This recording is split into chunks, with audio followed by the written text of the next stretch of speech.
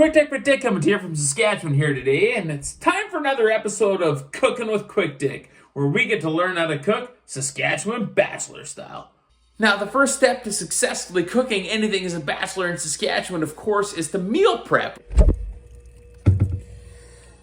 This time on Cooking with Quick Dick, we are going to be cooking with beef, and we are going to be making meatloaf. Now, hold on a minute. I'm not talking bad out of hell meatloaf, or I would do anything for love meatloaf. I'm just talking like meatloaf. So step one, get 2 pounds of Saskatchewan-produced, farm-fresh, slightly frozen ground beef. Pull it out of the deep freeze. Let her thaw. And obviously do some dishes. And then the next day when it's snowing and you got to put this whole operation on hold, it's time to get cooking. Step one, fire up the smoker.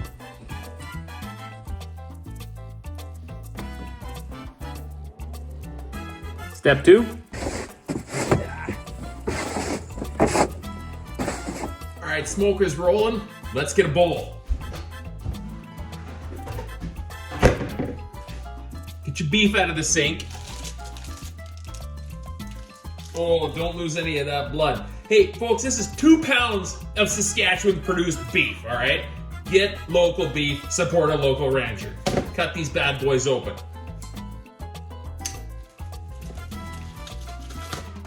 Dumping straight in there. Don't even mess around. Get an onion. Slide this aside. Let's chop this bastard.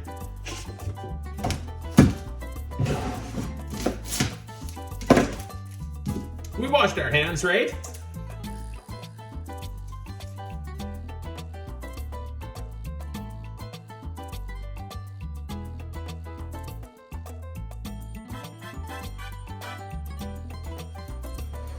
Don't even mess around. Chuck them right in. No messing around here. I ain't got time to mess around. Whoosh. Garlic. You gotta have it in everything that you cook if you live anywhere near Tufnell, Saskatchewan. It's just the law, all right? I'm spoiled. I've got SVB. She grows it fresh in her garden. I can get it from there. When she runs out in the off-season, I can go to Damden Garlic in Kelvington, Saskatchewan. They grow it there. They're my dealer. This is just how it works. If you go to the grocery store and you're buying garlic and it says product of China, leave it in the grocery store. Okay, now I love garlic. I'm gonna put 3 cloves in this thing, all right? Look at the size of that thing. That's how we grow garlic in Saskatchewan.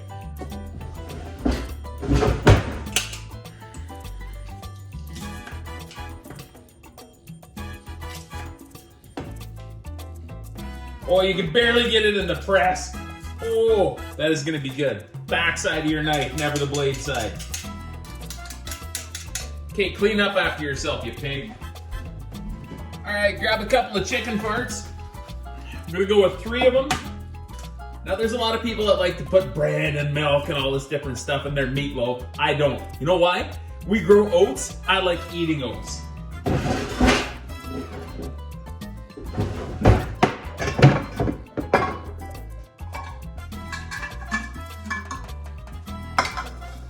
Get a cup of them.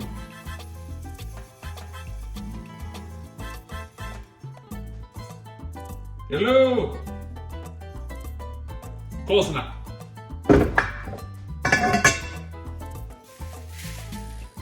All right, now we're gonna give it about 2 tablespoons of Worcestershire. Nobody on the planet can pronounce this stuff. Whatever you want to call it, it's W sauce. I don't know where the British get off thinking that they can just invent words that nobody can pronounce, but get somewhere in the ballpark of 2 tablespoons in there. We're gonna call that good enough. And then about 3 tablespoons of ketchup. Listen, on your ketchup, I'm not trying to shamelessly promote the co-op, but make sure that it's made with Canadian tomatoes. We want to promote Canada, not anybody else.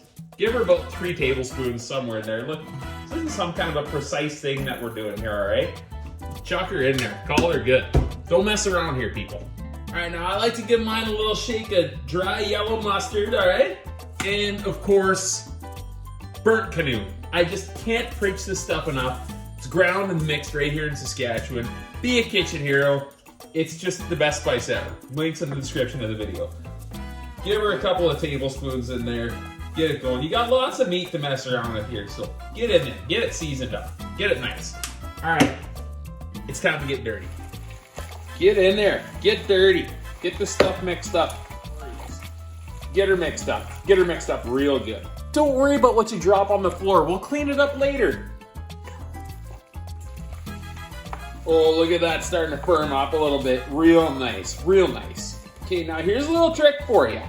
Pack this sucker down in here, in your bowl. You're gonna have this lovely bowl packed full of protein and vitamins and minerals and essential nutrients. It's just glorious. And then you just take it and you just go like this with it. Okay, now you're like, Quick Dick, what are you doing? Why have you got this like weird looking shape of meat on this makeshift plastic cutting board? Well, here's what we're doing, folks. Is SBB likes things a little less spicy. Me and BMA, we take a little bit of more spice. So the fun thing when you do this is you make enough to make 2 meatloafs and you make 2 different kinds of bastes to go on them, all right? So we're gonna take this and we're gonna go in half. And people are like, Quick Dick, how do you get the perfectly shaped meatloaf? Well, do you care? Like, what's the shape of it when it comes out of you? It really doesn't matter either, does it? But listen, if you want this to be aesthetically pleasing, I don't have a bread pan. If you got a bread pan, you could use that. Do I look like the kind of guy that makes bread? No. But when you just get a container that's gonna fit this and make her out. So come on. That's probably gonna be pretty close. Take half of your meat, get her in there, and pack that in tight. This is how you shape this stuff, all right? You want to shape meatloaf, you don't have to be fancy with it. You can make a circle, you can make a star. Maybe your meatloaf wants to identify as an octagon. Find a container, make it happen. It's fine. Let the meatloaf be who it wants to be. Push on that bastard. Get her in there.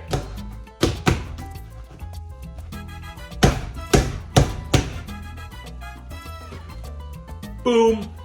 Okay, so you got a nice little shape here. Do the same thing with this other bastard. Look at that. Beautiful. All right, you now have 2 perfectly symmetrical works of art here that are just dying for you to customize both of them.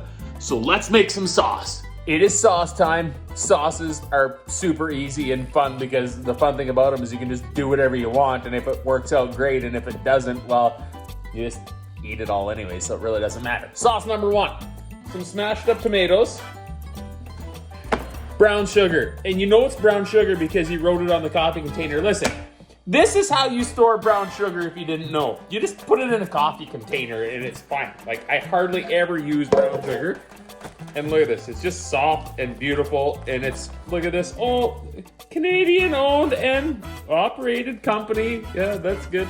Give it as much as whatever makes you feel right about it. Let's call that good. Seems right, eh? Seems good. Roll it back over. Put it back in your coffee container. Give her just a tiny little shot of acid here. A little bit of vinegar. Not too much, just a little bit. Oh, that's good. Okay, now remember Burnt Canoe? We put that in before. Do you like my labeling system here? Just because I like reusing containers and I order this stuff in bulk. So, you know, a little bit of duct tape. There we go.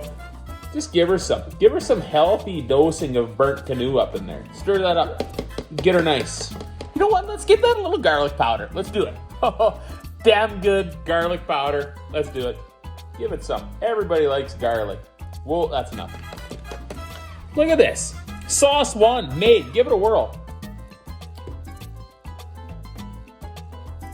It's actually pretty darn good. All right, you're gonna love this one. Sauce number 2. I want to spice things up a little bit because I like things a little bit on the picante side of things. So we're gonna get our container, all right? Mustard. Just regular, good old-fashioned yellow ballpark mustard. Oh yeah. Now let's throw a little bit of heat at it. Okay, now get whatever kind of sriracha sauce you want or whatever. I mean, this is just what I could get at the co-op because that's what's in town, but it's actually pretty good. So good on you, Tabasco. This stuff is deadly. Give her some heat, and I'm talking like I want a half and half, well, not quite half and half mixture kind of thing, but like somewhere in there. I don't know, seems good. That's gonna be nice and spicy. Now, you've seen me post about this stuff before. Cowboy Thunder. This is like a spicy coffee rub that is just I can't describe it. I posted a link in the video where you can get this stuff at. It is, I can't get enough of it. I just want it on everything. But it's a little bit spicy, all right? So let's give it a little shake in there. Right about there. Seems good. I'm going to get a different spoon because I don't want to contaminate that one. And mix her up. Get her mixed up in there. Get her real nice. That's what I want. That's what I'm looking for. Let's give her a little whirl.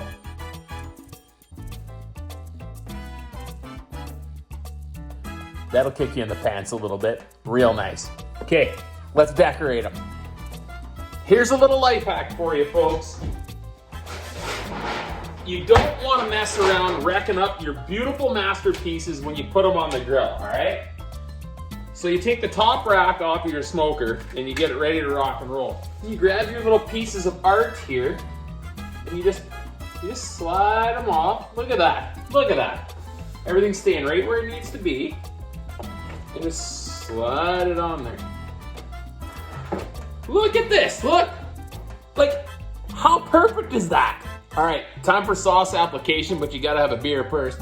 Yep, way happier there. Real nice. Zero cross sauce contamination. Get the old moutard spicy blend here ready to rock and roll. Oh yeah, look at that. Okay, now the last thing we're gonna do here is we're just gonna dust them a little bit with our spices. Okay, not too much, just a tiny little bit. Some more Burnt Canoe, just a little bit. Nice and easy. Look at this beef. Let's go put her on the smoker.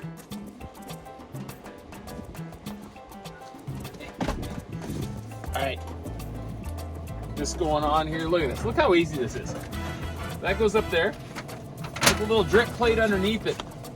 Now the reason we're doing this on the top rack is because you want the smoke to be able to hit this everywhere. You want the smoke hitting all around all these two beautiful little pieces of loaf here.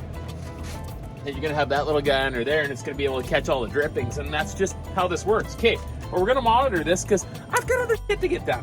Right into the middle of your meatloaf, right into the dead center of it. Plug her in.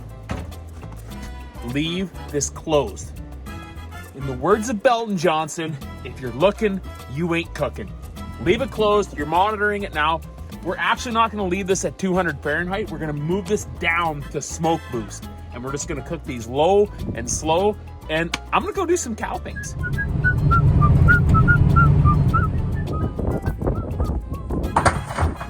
Turn into winter on us out here, girls, eh?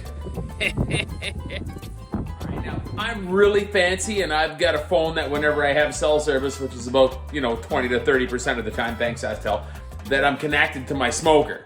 And what you want to do is you want to wait until that internal temperature, that meatloaf gets up to about 120, and then you want to crank that smoker temperature up to about 300, 350, and you just want to crisp up that bark that we're making on the outside of the meatloaf. So I've done that. I just got home. It's dark outside. Let's go see how this stuff is looking. We obviously need a flashlight because my light is missing completely on the outside of the house.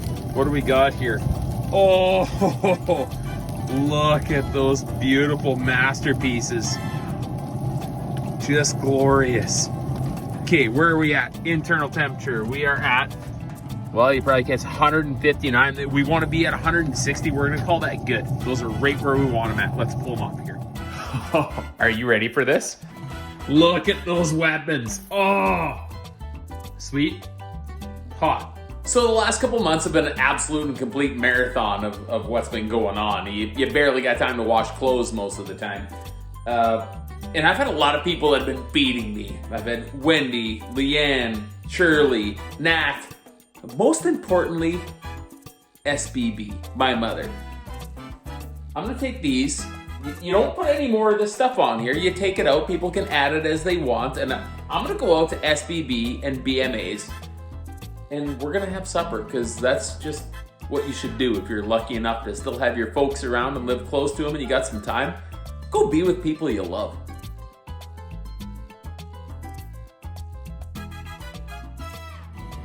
So how is it? Oh, it's fantastic. It's really good. What do you think, Dad? I like your mom's better. Be nice. I am. No, you're not. Okay, honestly though, big shout out to everybody out there that's always taking care of each other and feeding each other and getting us through these busy times. And make sure to take the time to go spend some time with people that you care about and people that you love, and don't get too caught up with work all the time. We've always got time for those in our lives that are important to us, all right? And food's a great way to do it. And if you're going to eat food, I would recommend that you eat beef. Hey, listen, why do we eat beef? We eat beef because it's a cheap source of protein once you cut the packers out of the mix.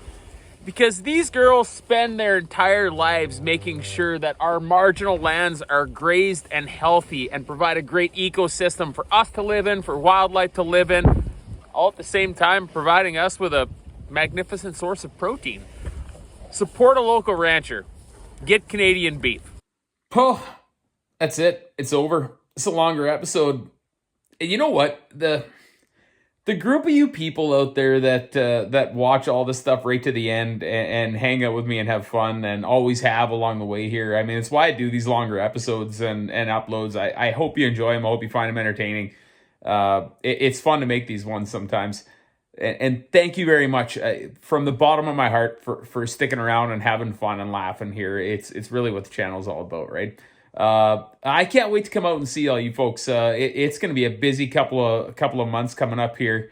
Oh man, I'm going to be in Crake, Saskatchewan this Friday. Then I'm going to be in Gull Lake on Saturday. Both shows are sold out. If you don't have tickets, there's just not available. Sorry. And following that, Connect Heart of the Farm in Saskatoon. It's going to be a great time. And then I'm going to be at the Kinsman Club in Rosetown the following weekend. And then I'm going to be in Lloydminster. Sean Newman Podcast Presents. Get your tickets for that one. There's only 30 left, and then it's sold out. It is going to be such a fun winter, and I'm just looking forward to coming out and seeing all you folks and shaking some hands and putting some names to some faces. So I hope you had some fun, and I got no gas left in the tank. No rhyme at the end of this one. Just kidding. This is Quick Dick McDick signing off, reminding you, if you got a little bit of hunger and you want to give it some relief, try satiating that hunger with some Saskatchewan beef. We'll catch you next time.